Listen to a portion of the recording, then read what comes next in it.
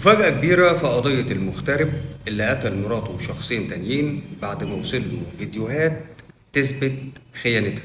ودي القضية اللي أصبحت حديث السوشيال ميديا والمواقع الإخبارية وللأسف الأساتذة المحامين. طلعت المواقع الإخبارية علينا في يوم وقالت إن واحد مصري مغترب من سوهاج اتبعت له فيديوهات إن مراته بتخونه مع شخصين. عليه نزل مصر وخلص على التلاتة، مراته والشخصين. نفس المواقع الإخبارية وقالت إن أصلا ما وصلوش فيديوهات، وكانت التصريحات دي منسوبة للأساتذة المحامين دفاعه.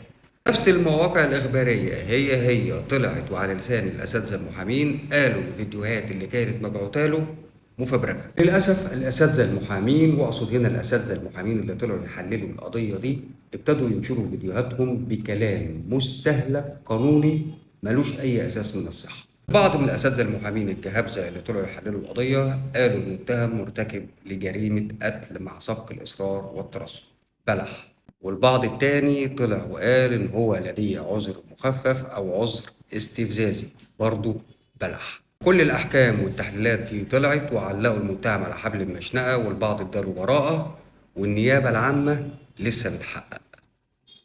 أمل من النائب العام المحترم إن هو يمنع النشر في أي قضية حساسة، وخاصة بتمس سمعة بعض العائلات. بقت موضة منتشرة ما بين الأساتذة المحامين على السوشيال ميديا، المحامي من دول في أي قضية مطرقعة يعلن انسحابه وتنحيه عن الدفاع، وبعدها بساعتين يرجع تاني ويقول أنا عدلت عن قراري.